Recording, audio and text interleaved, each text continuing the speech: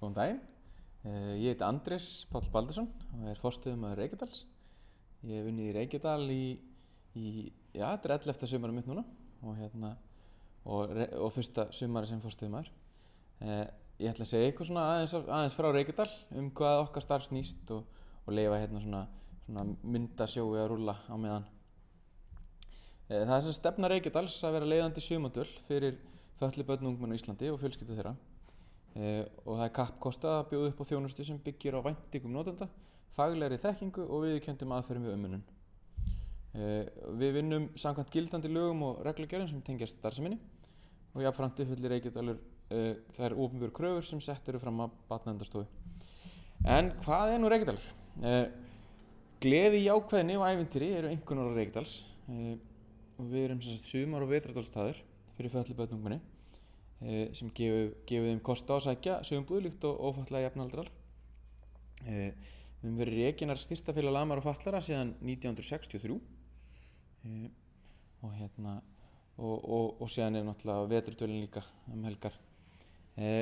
Við lítum ekki okkur sem kennara eða þjálfara eða uppalendur. Við erum fyrst og fremst vinir og jafningjar og nálgumst alla gesti á jafningjagrundvelli.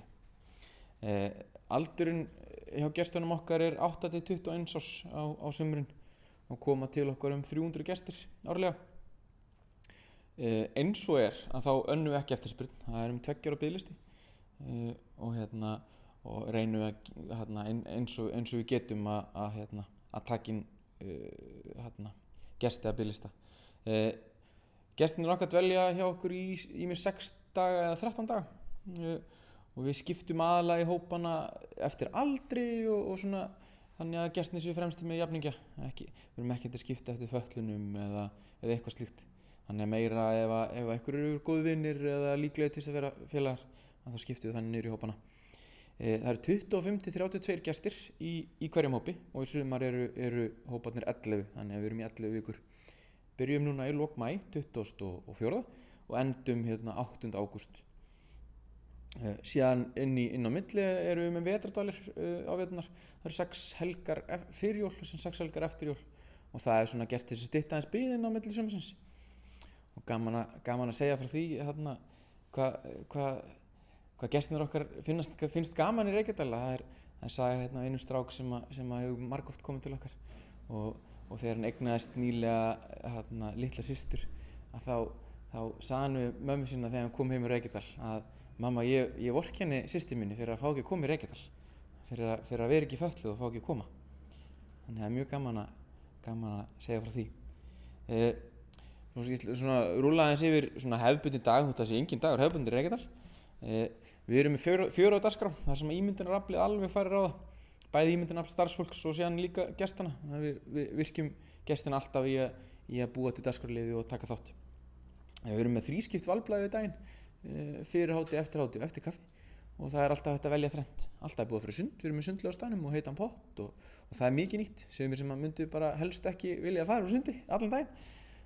Og síðan er ýmislegt sem við gerum, til dæmis væbot eins og er búið að koma á skjánum, væbotbraut þegar gott veður og fjarsjósleitir, jarðarberjatínsla. Við erum mjög heppið með nágranna í kringum okkur þar sem við fáum að kíkja í jarðarberjatínslu, tína blóm og fara í leynigarð og allt á milli himins og jarðar. Síðan höldum við á til þemadaga og klæðum okkur upp í þema og gerum ýmislegt.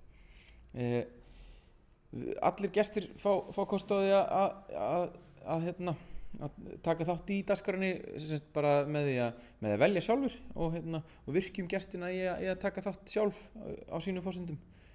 Síðan líka mjög vinsælt að hrekkja starfsfólkið, til dæmis á kvöldvökunum, mikið fóstrursprell, þá er verið að kasta starfsfólki undir í sundlaugina og súrmjólk í hárið og egg í hárið og gestrikkir og svona þannig að það er mikið fjör.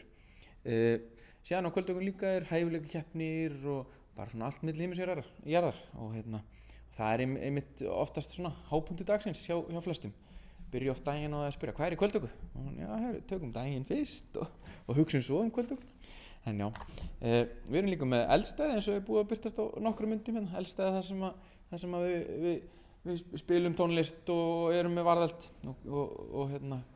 og bökum smá sigurpúða og svona. Við tilbreytni gerum ýmsar breytingar líka til að vera með aðeins tilbreytni. Við förum í ósuferðir á til dæmis höfum við einu sinni farið í hvalaskoðun, það gekk ágætlega og síðan fáum við að fara Úlfljótsvatn, að fara í vatnagarðinn þar. Það hefur reynst mjög vel og síðan förum við að báta á Hafravatni og síðan erum við með hesta á staðnum og alveg með sér útbúna aðstöðu fyrir hestanotkun. Þannig að við erum mjög heppin. Þannig að við gerum alveg ýmislegt í Reykjadal og einmitt önnur saga gaman að segja frá því að það kom til einhver strákur í fyrsta skipti fyrir nokkrum árum. Hann hringdi og var að spyrja eitt starfsmann hvað eiginlega gert í Reykjadal og hún fór yfir daginn og hvað gert og svona og það kemur smá þögn í símann aðeins og hann spyr, já en þú veist að ég er í hjólastól og það er bara allt í lagi. Það er bara fötlun engin takmörkun hjá okkur. Þannig að hann skemmti sig konunglega. Varðandi starfsfólki okkar, þá erum við aðalega ungt fólk sem að vinna með ungu fólki. Ábyrgir stuðboltar og við auglýsum sérstaklega eftir ábyrgum stuðboltum og svona aldurinn svona á 18 til 30 ára. Svona, já, á því bili. Það er engin krafa menntun, en þeir sem að vinna hjá okkur eru oftast að fara í háskólanám eða að klára háskólanám eða í háskólanámi. En það er mjög eftirsóknarvert að fá starf. Til dæmis í sumar að þá bárust 200 umsóknir í 15 lausar stöður. Þannig að það eru mörgum að velja og við kappkostum við að velja besta fólkið í starfið. Í Reykjadal í sumar starfa 50 starfsmenn og starfsfjöldurinn svona nokkuð hár hjá okkur. Þannig að fólki líður mjög vel í starfi og vill starfa lengi. Ég til dæmis hef unnið, já, þetta er 11. sumar mitt og síðan vaktstjórarnir hjá mér búin að unna í 5 ár, þannig að það er oftast svona 2-3 ár og við erum mjög ánægð með það.